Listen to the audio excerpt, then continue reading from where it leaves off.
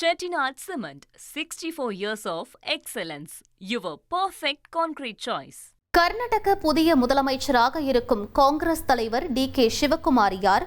கர்நாடகாவில் மட்டுமல்ல, பிற மாநிலங்களிடமும் பாஜகவுக்கு செக்மேட்டாகவே இருக்கும் அவரோட பின்னணி என்ன என்பதை தற்போது விரிவாக பார்க்கலாம். அரசியல்வாதிகள்ல 3 ரகம். 1. அதிகாரத்தை பரம்பரையாகவே பெறுபவர்கள். 2. அதிகாரத்திற்காக காத்திருப்பவர்கள். 3. அதிகாரத்தை சாத்தியமாக்கும் அமைப்பை உருவாக்குறவங்க. இதுல டி.கே. சிவகுமார் 3வது ரகம். 40 ஆண்டுகளுக்கு மேலாக கர்நாடக அரசியல்ல கோலோச்சும் டி.கே. சிவகுமார் கர்நாடகாவிலும் காங்கிரசிலும் தன்னை தவிர்க்க முடியாத சக்தியாக உருவாக்கிக் கொண்டவர். எளிய கிராமத்தில் இருந்து வந்தேன், இங்கு யாரும் எனக்கு எதையும் தந்துவிடவில்லை, எல்லாவற்றையும் படிப்படியாக கற்றேன், என்னை உருவாக்கிக் கொண்டேன் என்று தனது அரசியல் பயணம் பற்றி சொல்வார் டி.கே. சிவகுமார். அந்த வகையில் அரசியல் பயணத்தை கல்லூரியிலேயே கூர்மைப்படுத்தியவர். விவசாய குடும்பத்தில் பிறந்த டி.கே. சிவகுமார் காங்கிரஸில் அரசியல் பயணத்தை தொடங்கி 1987 பஞ்சாயத்து தலைவரானார். அப்போது ஆரம்பகட்ட அரசியல்ல யாருமே செய்ய துணியாததை செய்தார். 25 வயதில் முன்னாள் பிரதமர் தேவகவுடாவுக்கு எதிராக சாத்தனூரில் போட்டியிட்டார். தோல்வியே கிடைத்தது. ஆனால் சாத்தனூரை விட்டு அவரது மனம் விலகவில்லை. 1994 தேர்தலில் காங்கிரஸ் சீட் வழங்காத நிலையில் சுயேட்சையாக அங்கு களம் இறங்கி எம்எல்ஏ ஆனார். கர்நாடக மாநிலத்தில் மிக இளம் வயதில் அமைச்சரானவர் 1999 குமாரசாமியை தோற்கடித்தவர், தொடர்ந்து 8வது முறை தேர்தலில் வெற்றி பெற்றவர் என பல சாதனைகளுக்கு சொந்தக்காரர். தொழில்துறையிலும் கோலோச்சும் டி.கே. சிவகுமார் 2023 தேர்தலில் அவரது சொத்து மதிப்பு 1413 கோடி ரூபாய்க்கும் அதிகம் என குறிப்பிட்டிருந்தார்.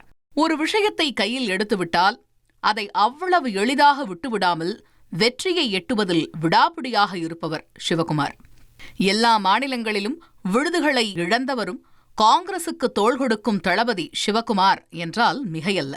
தரையில் அமர்ந்து போராடுவதில் அடித்தட்டு தொண்டன். இன்றைய கர்நாடக அரசியல் களத்தில் காங்கிரசின் தளபதியாக முன்னிற்கிறார். இப்போது அல்ல, எப்போதுமே அவர்தான் தளபதி என சபாஷ் போடச் செய்வார். கர்நாடகம் மட்டுமல்ல, ராஜஸ்தான், மகாராஷ்டிரா, குஜராத் என பிற மாநில காங்கிரஸ் எம்எல்ஏக்களை காப்பாற்ற வேண்டும் என்றால் காங்கிரஸ் தலைமை அணுக வேண்டிய முகவரியாக இருக்கிறார். அந்த விஷயத்தில் பாஜக தலைவர் அமித்ஷாவின் செக்மேட் என்ற பெயருக்கும் சொந்தக்காரர்.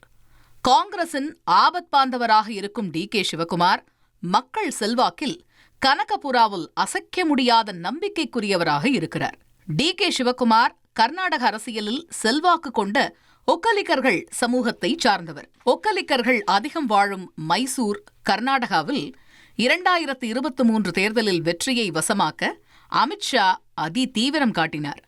தேர்தலில் நெக் டு நெக் போட்டியில் பாஜகவுடன் மோதும் காங்கிரஸை தளபதியாக கரை சேர்ப்பாரா? டி.கே. சிவகுமார் என்னும் நான் என முதல்வர் அரியணையை ஏறுவாரா என்ற கேள்வியில் கர்நாடகாவில் 2023 தேர்தல் களம் அனல் தெரித்தது. அப்போது மைசூர், கர்நாடகாவில் குமாரசாமி கோட்டையை உடைத்து அமித்ஷா வியூகத்திற்கும் செக் வைத்தார். கர்நாடகாவில் 224 இடங்களில் 135 இடங்களை பிடித்து காங்கிரஸ் மகத்தான வெற்றியை வசமாக்கியது. அப்போதே டி.கே. சிவகுமார் கர்நாடக முதல்வராவாரா என்ற கேள்வி மேலோங்கியது.